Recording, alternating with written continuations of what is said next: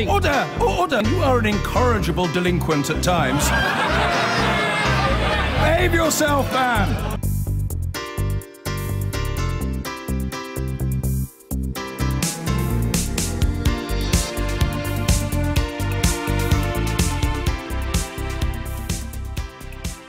Tonight we take you inside the House of Commons in a tale of bullying, harassment and intimidation. Newsnight has spoken to dozens of female workers within the Palace of Westminster who are known as the clerks. There's a pattern to their testimonies. They told us of aggressive and threatening behaviour, of the lack of proper redress, of careers terminated or misdirected. And then they told us that the very system put in place to address this kind of bullying had in itself failed to deal with it. We heard of a woman with post-traumatic stress disorder. She left her job. Another quit and left the country. Even the Speaker of the House himself, John Bercow, faces accusations. The women's stories are unflinching. There's some swearing in this exclusive report by Chris Cook and Lucinda Day. Before we get to it, Chris joins us now. Chris. One of the things that's really struck us, Lucinda and I, as we've been talking to these dozens of women who work at the House of Commons or have recently left it, is the remarkable sort of unity of the story. Usually when you do a thing like this, if you investigate something, you'll find some people who disagree and some who agree. We found a very strong consensus that there's a very serious problem in the House of Commons, that the culture of the House, in part, is a reason why basically conventional HR processes don't seem to really operate properly. And there's really no confidence among women who work for the House of Commons that any of the proposals being discussed at the moment about reforming the way the House works to protect them will really work. And what I hope we'll show in our film is the reason why they really don't have any of that confidence.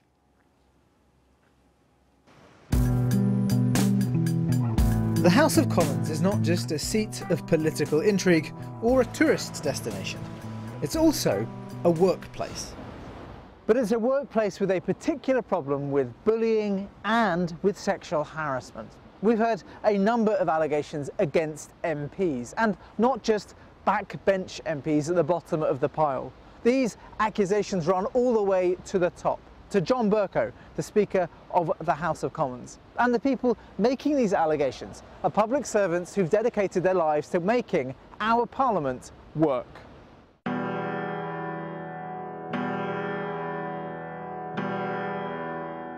This group is always there, even in the biggest parliamentary moments, but you probably never really look at them. He was the future once. You might have spotted some of them, perhaps the people down here, who, until recently, routinely wore wigs to sittings. Nothing is really impossible if you put your mind to it. After all, as I once said, I was the future once. Now, politicians come and go, but this little army of public servants, they're always there. In the chamber. Forgive me. Contribute to this question, because there's a big piece of missing information. This is a question to... And committees. These people work in something known as the House of Commons Service, and they have a range of job titles. Clerks, inquiry managers, committee specialists, but together we're going to refer to them by the term by which they're known to the rest of Westminster, the clerks. These are the people who run committee inquiries and who quietly umpire the business of the House. Newsnight has heard shocking testimony that women in these roles face a particular problem. Newsnight has spoken to dozens of current and former clerks who allege to us that they face a real issue with sexual harassment and bullying by MPs. Almost all had reasons to request anonymity, usually because they still work in Westminster or Whitehall. He sort of manoeuvred me out into the corridor and put his arms around me and kissed me on the lips, and I couldn't do anything about it. I couldn't force him off because my arms were against my chest and he was holding me so tightly that I couldn't push him away. I made a chocolate cake for one of my colleagues' birthday, and I was just putting the finishing touches before we had our end of the day little celebration, and I was kneeling, putting the rest of the icing on the cake, and the MP in question, he came in and laughed and came and stood right over me. I remember it being very overbearingly close, and him saying,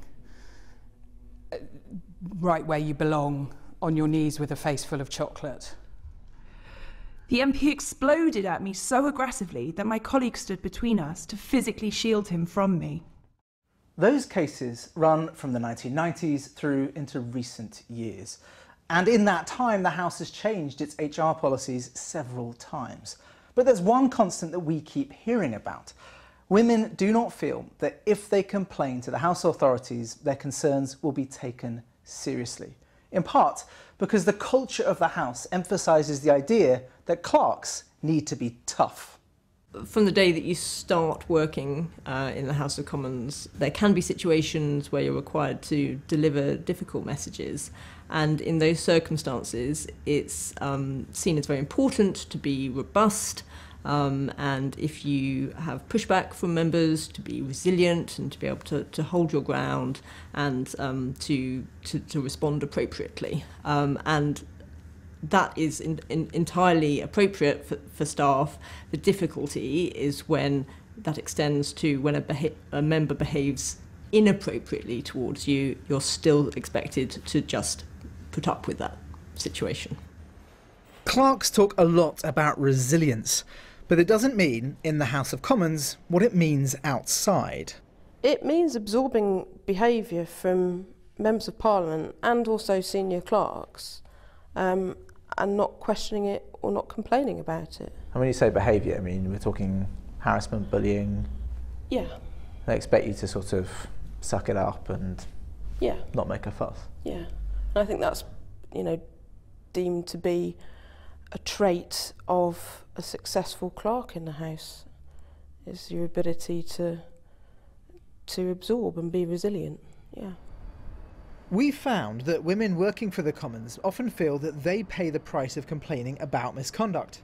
This former clerk's managers attempted to deal with the sexual harassment by an MP that she described earlier. Having spoken to the MP and some other senior management team members, she didn't tell me who, that the best course of action would be to move me from that committee. So he harasses you, the solution is he gets a quiet word and you have to change jobs? Yes. I mean, that doesn't seem like a reasonable response to workplace harassment. No, not at all. And I didn't want to. I really enjoyed what I was doing there, and I really enjoyed my team, and despite what was going on, I didn't want to move. That's something of a theme that we've found. Clerks have told us that they fear if they raise complaints about MPs, it'll just be them who's moved, not the MP. They also fear that complaining just marks their cards as weak or sensitive or a troublemaker. One of the women we've heard from did complain to her manager about sexual assault by an MP early in her career in the 1990s. Nothing happened. She was harassed throughout her time there. So here's how she felt by the end of a long career in the House. There was absolutely no point in me reporting anything because I would have been made to feel that I wasn't resilient or tough enough. So one of your friends told us they thought that they had done a bit better than you in the House of Commons, even though they thought you were more talented, because she had stayed quiet and you hadn't. Do you think that's possible? I think that's possible. I think I'm not alone as a woman in feeling inferior in the workplace, and that's something that I've carried with me for quite a long time. People are still fearful about speaking out because there are recent examples where people end up getting moved or leaving the House in relation to raising these things. Management have told us to report stuff, but I think if I raised something, I'd be moved. In all my time here, I haven't seen one case go against a member. Let's start naming some names. This is the Tory MP for the Wrekin, Mark Pritchard. We've heard time and again about his reputation among women clerks. He was particularly nasty to those he felt were below him. I've witnessed him sort of explode at people. He was known for having a dreadful temper. The people in the room who were administering to the needs of the committee were all female, and we got called a useless gaggle of girls or something along those lines. I wish I remembered the exact phrase. His attitude is vile. I remember him once giving a female clerk a dressing down in front of everyone. The way that he spoke was threatening and aggressive. I've seen him with my own eyes start screaming at people for nothing, really.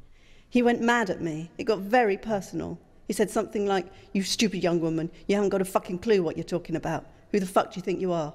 I remember being very upset by it. A number of the outbursts by Mr. Pritchard that we've heard about seem to follow a sort of pattern. He has, on several occasions, sought to change arrangements for committee trips. For example, changing his flights, or in one case, during a trip to Los Angeles, trying to change his hotel. Then the clerks refuse because there are strict rules about this stuff, and he will fly into a rage. We've been told that House managers know about this because he would often take his angry complaints directly to them. This was seen, we were told, as a means of intimidating the clerks on his committee. Mr. Pritchard said we didn't provide him with enough detail to respond, but said, "I understand over the past several years the House authorities have addressed numerous complaints about MPs, but they've also informed me they've no record of any complaints against me, and if they had, I'd have been notified." The thing is, clerks tend not to raise formal complaints.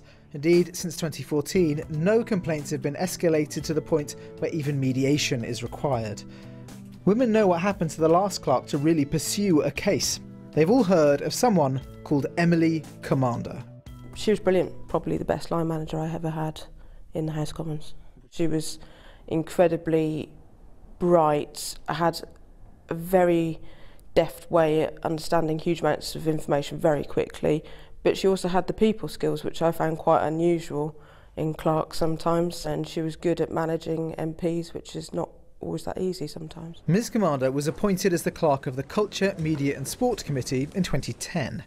She was lead clerk on perhaps the highest profile ever Select Committee investigation, the phone hacking inquiry,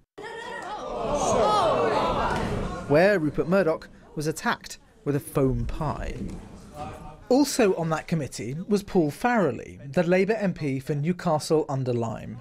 Now, Mr Farrelly and Ms Commander had worked together before. She'd been a clerk on the Science and Technology Committee. They'd even been on a committee visit to Italy in late 2004. Here's what one witness said happened there. He treated her appallingly in front of everyone. He wound her up like a screw and reduced her to tears. The more he upset her, the more he enjoyed it, the more he kept turning the screw. He was very aggressive. It felt like no one had the ability or authority to intervene. Everybody knew it was wrong. When they were reunited on the Culture, Media and Sport Committee, other witnesses have told us that Mr Farrelly started again. He undermined her pretty much at every given opportunity. We were in an awful lot of meetings, and during these meetings, pretty much whenever she opened her mouth, he would undermine her, he would interject, but he would call into question pretty much every time she put pen to paper. How would you characterise his attitude towards Emily Commander? Aggressive, dismissive, rude, and ultimately bullying. And how much of an effect did it have on her? It ground her down. It basically reached crisis point and she could no longer do her job. He had undermined her and bullied her so much, so regularly, so badly, that she was just left entirely exhausted and incredibly distressed. An email chain obtained by Newsnight summarising the case reveals Ms Commander's testimony to her bosses. I have been anxious about encountering Mr Farrelly. I have repeated nightmares about going on committee visits with Mr Farrelly and being criticised by him for having neglected tiny details. After particularly unpleasant meetings, I have lost my appetite and have, on several occasions, been physically sick. In February 2012, a formal complaint was raised against Mr. Farrelly. This was a novelty. The complaints procedure had been introduced just 8 months before. This was the so-called respect policy. So, an inquiry was set up to be run by a House official, and it found 2 other women had allegations about Mr. Farrelly's prior behaviour. Both testified to it. Newsnight has obtained a summary of one of those testimonies. On a number of occasions, I noticed my hands shaking before the meeting of the committee. I began to sleep very badly and lost my appetite. My husband and friends wanted me to go to the doctor and be signed off with stress. The 3 testimonies gave the House authorities a pattern of behaviour going back 8 years. But Newsnight has learned that the House decided that only behaviour which post-dated the adoption of the respect policy should fall within the scope of the investigation. The respect policy, though, was only introduced 8 months before. An inquiry which began in February 2012 was only accepting evidence from June 2011 onwards. The testimony of those other 2 women was simply discarded. The inquiry ruled on Ms. Commander's complaint in November 2012. It could only reach a decision on a few of her allegations, but overall it upheld her complaint, concluding there had been an abuse of power or position, unfair treatment, and undermining a competent worker by constant criticism. The conduct was offensive and insulting. The process then called for that decision to be considered by the House of Commons Commission, a committee of MPs. Order! Order! Now, the commission was chaired by John Bercow, then as now the Speaker of the House. But when they first met in November 2012, they could not reach a decision on what to do. Newsnight has obtained documents logging how a very senior clerk in the House let it be known to the union in the House that Ms. Commander should go into mediation with Mr. Farrelly. They should sit down and work it out. Because if she didn't, the hint was dropped, the commission would vote to conclude no bullying had taken place. Thank you. Paul Farrelly. So what happened then? Well, the case was allowed to peter out over the next 6 months. Mr. Farrelly wrote an apology in private, and that was it. The case was closed. So here he is in January at the hearing about the BBC's gender pay gap, still there on the Culture, Media and Sport Committee. Ms. Commander has left the House and emigrated. We put all of this to the House of Commons. The Speaker denies that either he or the Commission ever insisted on mediation. They also point out that when the Farrelly case reached the Commission in November 2012, they actually suspended the respect policy. They came to this view, they said, because investigations were undertaken by a House of Commons official who might be considered to have an interest, and members had no right of appeal if a complaint was upheld, while staff could appeal it if it was dismissed. In other words, they suspended the respect policy in November 2012 and then reformed it because they thought the old respect policy was too tough on MPs. That is Mr. Farrelly's reading too. He told Newsnight that the allegations were not upheld by the Commission, and the policy under which they were investigated was considered to be so unfair that it was immediately withdrawn and replaced by another policy. He denies any bullying. The House also told us that the respect policy, as it existed in 2011, lacked the required legal underpinning to be used to sanction MPs. Order! There are, once again, discussions about fixing the House's HR processes, but clerks are not hopeful. Let me make it clear. There must be zero tolerance of sexual harassment or bullying here at Westminster or elsewhere. Whether that involves members or their staff or parliamentary staff or those working on or visiting the estate. This is the Speaker, late last year. The same Speaker who was involved in the inquiry into Paul Farrelly. The House of Commons Commission, which I chair, has a duty to provide a safe place to work. He remains, in effect, the boss of all the clerks. But, based on our interviews, his reputation on bullying is not very good. For my part, as Speaker, I am happy to do whatever I can. Others must do likewise. Back in 2010, a woman called Kate Ems took up the position of John Bercow's private secretary, a major position within the House. But she stood down from that post after less than a year, in early 2011. Her colleagues have told Newsnight that this is because Mr Bercow's bullying left her unable to continue in that job. She was signed off sick. House managers had to find her a new role within the House. The House authorities were told she had post-traumatic stress disorder. Accounts of Kate Ems' experience are widely known among clerks. Witnesses have described Mr Bercow shouting at her, undermining her in front of other staff. Her subsequent job was adapted so she would not have to see the Speaker. A spokesperson said the Speaker completely and utterly refutes the allegation that he behaved in such a manner, either 8 years ago or at any other time. Any suggestion to the contrary is simply untrue. This episode left one slightly strange memento. You see, Kate Ems was the Speaker's private secretary when he had his official portrait done. In fact, she was supposed to be in it with him. She posed for the artist. But this painting wasn't revealed until 6 months after she'd taken her next job. And when it was revealed that her successor had been painted in her place. Another woman clerk move. Men suffer in this system too, but women clerks feel particularly vulnerable. Lots told us that the House doesn't have its house in order, and that's why so many of them cast the ultimate vote of no confidence in their own management, and simply choose to leave public service. That story from Lucinda Day and Chris Cook. Details of organisations offering information and support with bullying, sexual harassment or abuse are available at bbc.co.uk/actionline, or you can call for free at any time. You hear recorded information on 0800 077 077. Well, joining us now, the Deputy Leader of the Liberal Democrats, Jo Swinson, who sits on the cross-party working group on an independent complaints and grievance policy. Jo, nice of you to come in. Let me first ask you, did any of those stories reach you? Are those names familiar? Are those cases familiar?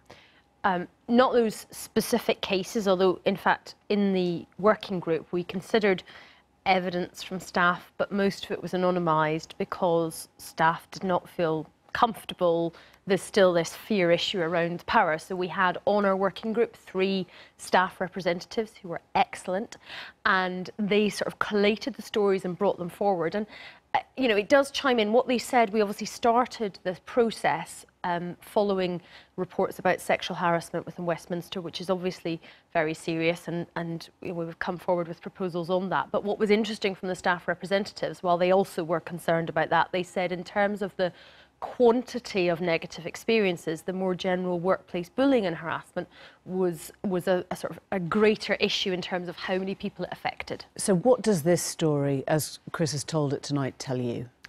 Well, I think what it raises questions about is the existing respect policy which exists for House staff, which was one step ahead of where we were for the staff that work for members of Parliament, which, you know, we were looking at in our deliberations, because they had nothing like this, and at least House staff had the respect policy. But clearly the implementation of that, from the testimony that is on your report this evening, does raise very significant questions about that. Be blunter than that. It hasn't worked. It does not work. If the whole respect policy has to be suspended the moment you actually bring an allegation and change because it's considered too hard line, fundamentally that's worse than having nothing, isn't it? Well, I mean, I think there is a fair point about making sure that there's appeals processes built in, and that is fair enough.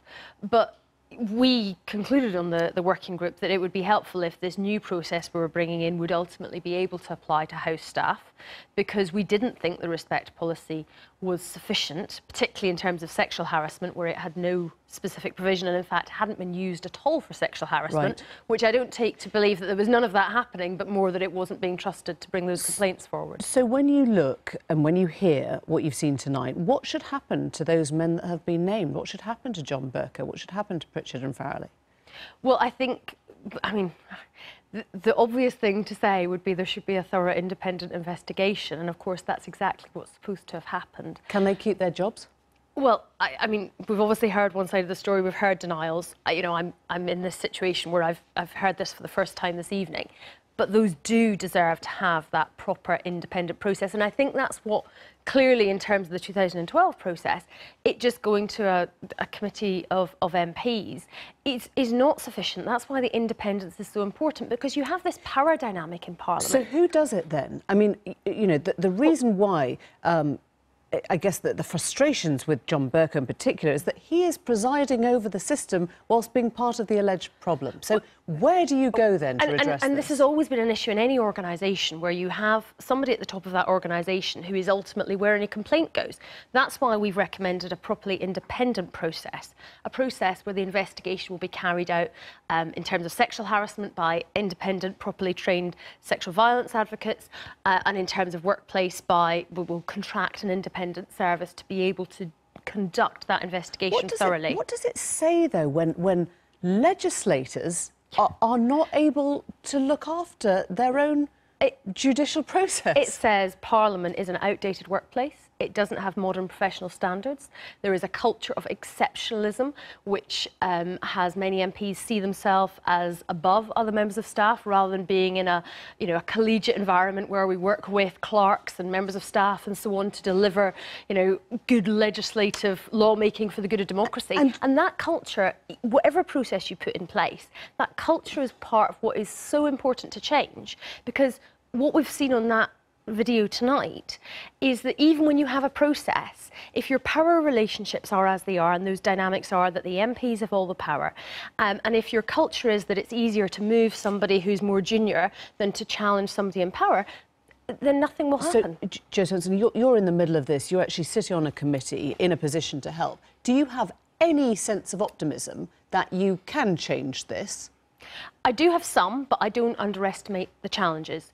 We have agreed, and we're starting on the process now of consulting on a behaviour code for everybody that works in Parliament that we hope will be encompassing of all staff, of all members.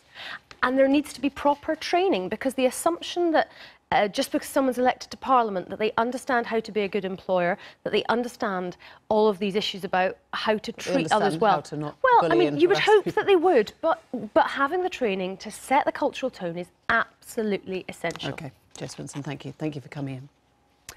Now, female staff in the House of Commons have been the subject of bullying at the hands of some MPs. A BBC Newsnight investigation has seen files and spoken to witnesses who say staff known as Commons clerks have been mistreated. Witnesses claim Labour MP Paul Farrelly made a committee clerk's continued employment at the House of Commons impossible.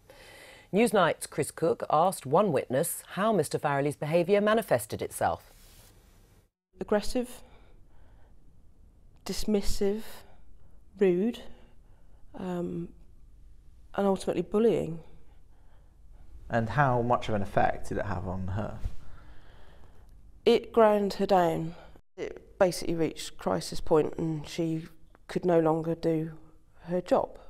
He had undermined her and bullied her so much, so regularly, so badly, that she was just left entirely exhausted and incredibly distressed. And Newsnight's Chris Cook joins me now. What's been the response from Paul Farrelly? We haven't actually heard from Paul Farrelly today, but his case is actually something of a totem for women in particular working at the House today, because of what happened after that clerk who had to leave her job complained. There are two really odd things that have sort of stuck in the mind of clerks. The first is she raises a complaint. It triggers an internal inquiry run by another member of the House staff under an HR process that was then only 8 months old. But when she raised the complaint, other women came forward and they had 8 years of testimony about Mr Farrelly's behaviour. But because the HR policy was only 8 months old, they decided they can only look at 8 months of his behaviour when they were making their decisions. So they feel like this is, the game is not being played fairly on an even playing field. The second thing that happens is they go into this inquiry. A member of the House staff goes through the allegations that she makes, not the other women, only her.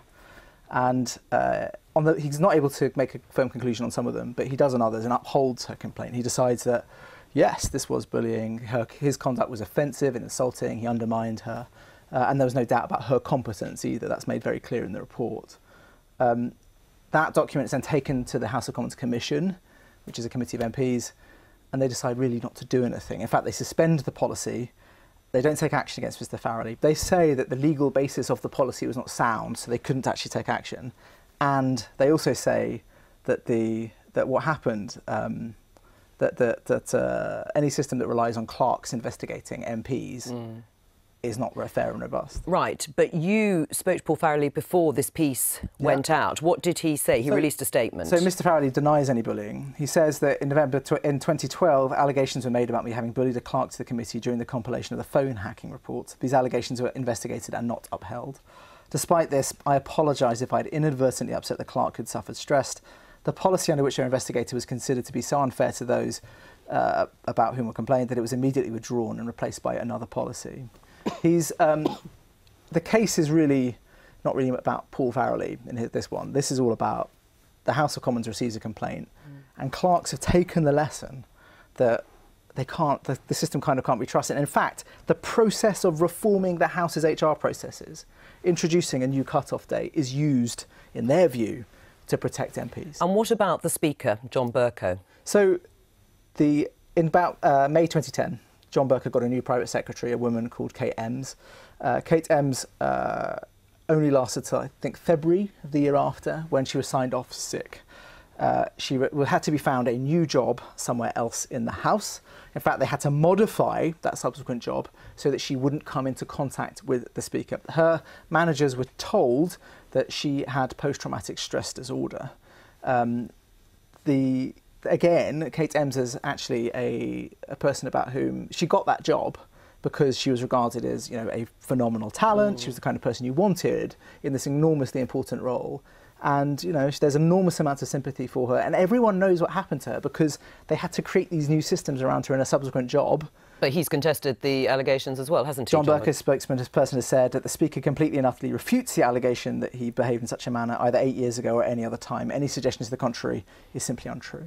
Right, and Downing Street has also been speaking about this. The spokesperson described claims by House of Commons staff of bullying by MPs contained in a Newsnight report. Your report as concerning, and that there's no place for bullying or harassment of any kind, which you would expect. They also note that John Bercow, the Speaker, has said the accusations are being contested, but the Prime Minister has full confidence in the Speaker, according to her spokesman. Are you surprised by these allegations?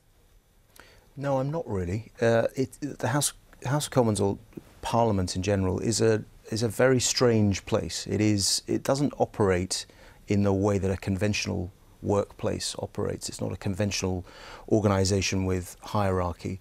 MPs, and I should add that I think most people would accept that most MPs don't behave in this fashion, but a small minority do, and MPs really kind of run the place. And in a group of 650 people, you end up with a small minority who really want to be treated almost as little gods.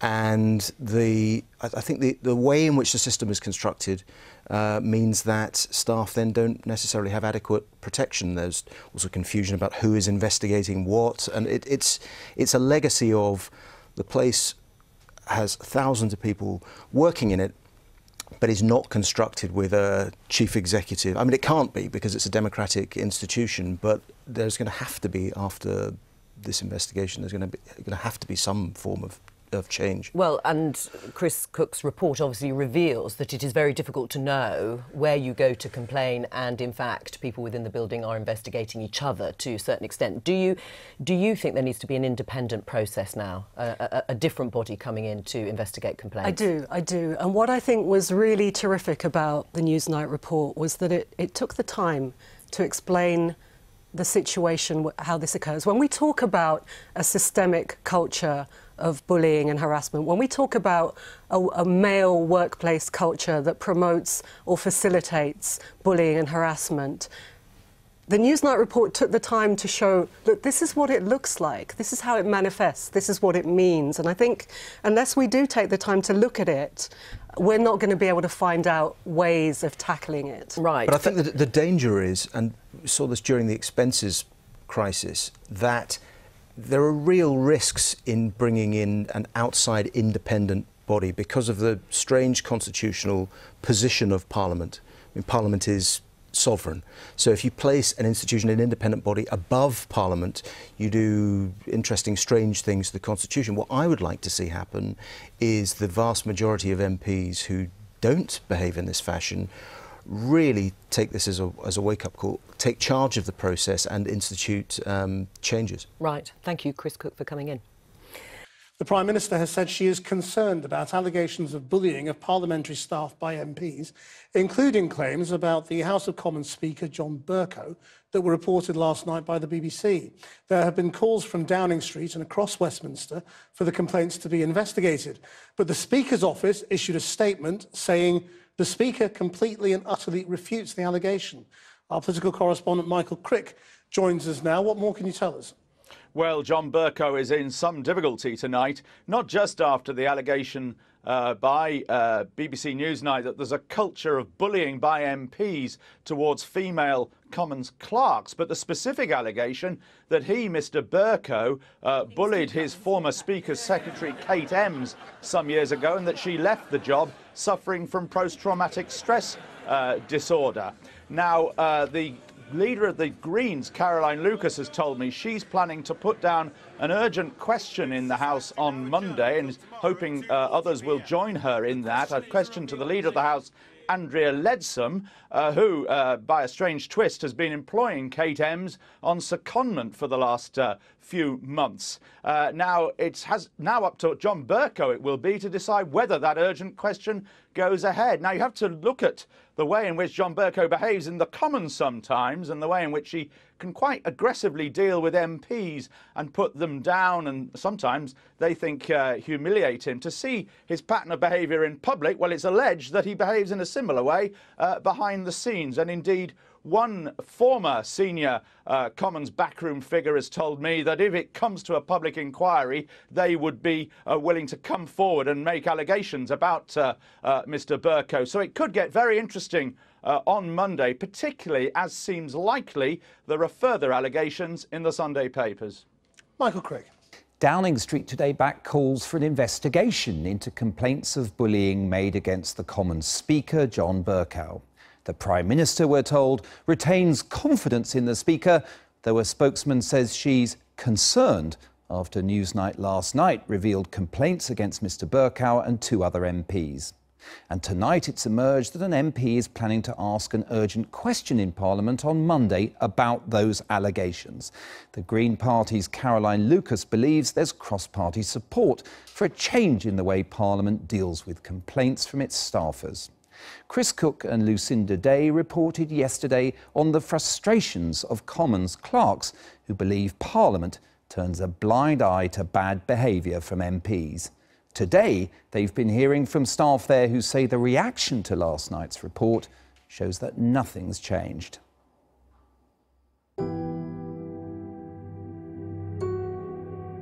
The MP exploded at me so aggressively that my colleague stood between us to physically shield him from me. I didn't feel like there was anywhere for me to go to talk about it.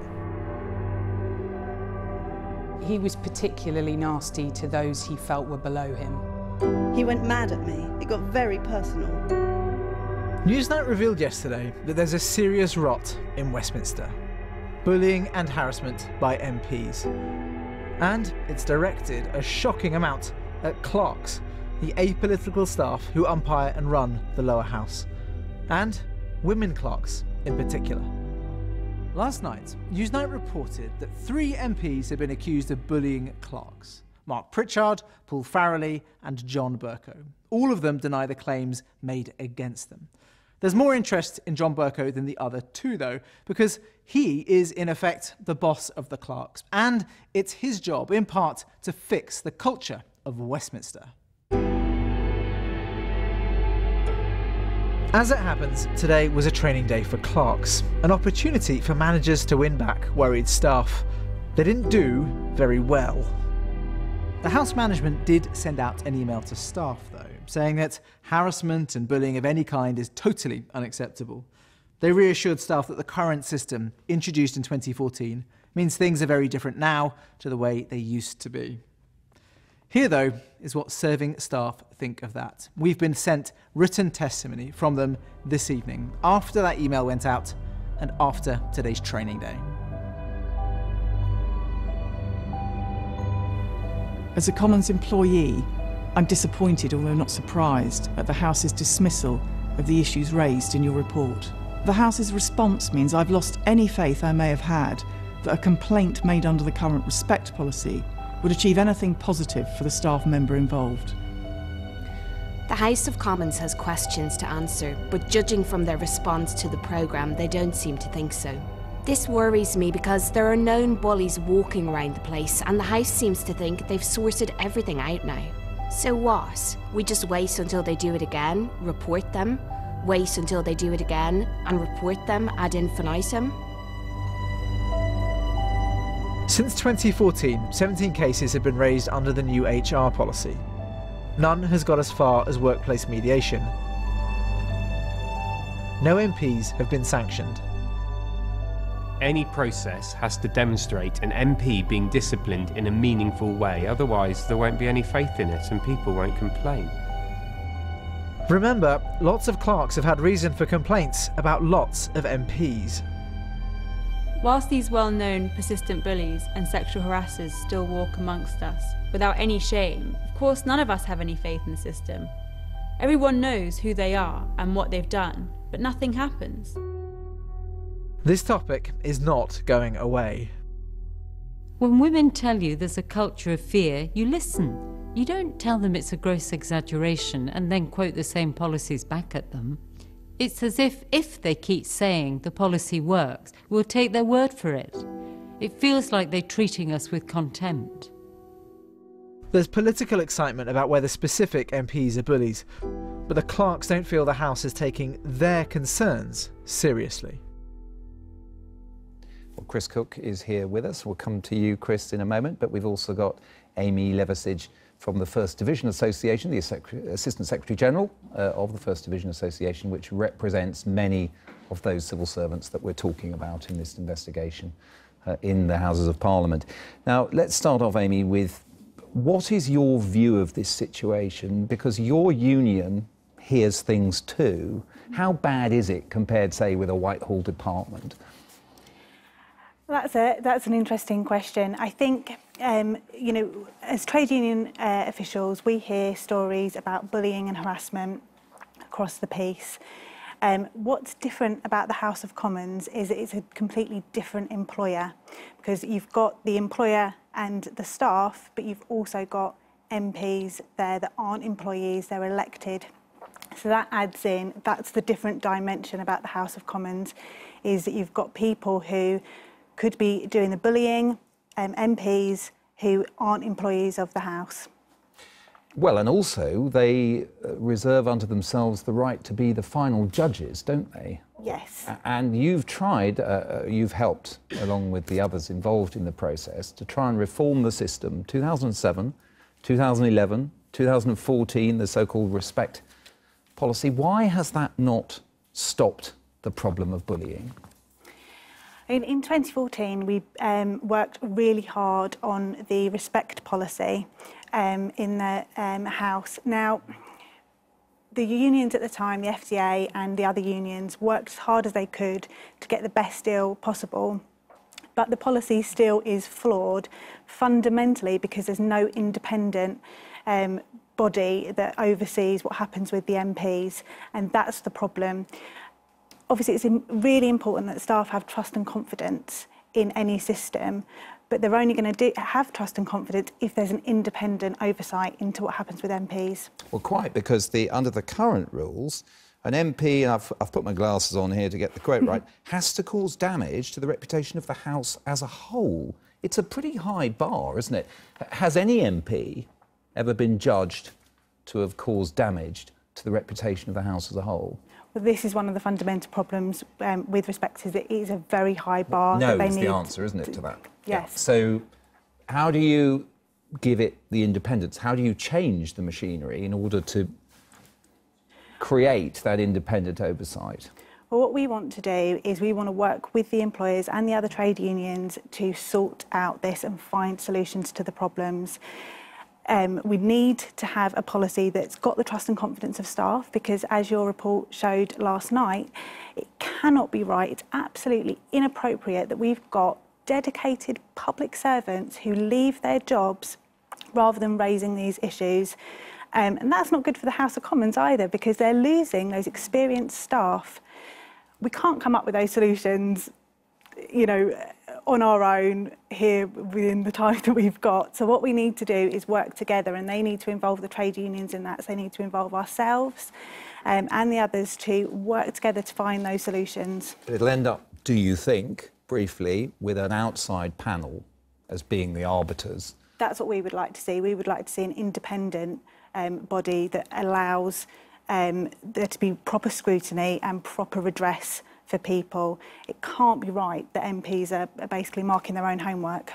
Absolutely, but that's a proposal, Chris. So where does this actually go from here, do you think, in terms of bringing about any real change? So the big thing is, next week is actually just Parliament coming back. We published last night, the House wasn't around today, the MPs are in their constituencies.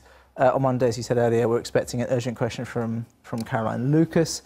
The thing to remember is that there's going to be a lot of focus on John Bercow personally, partly because the Speaker of the House has a sort of slightly tricky reputation with some members of the House.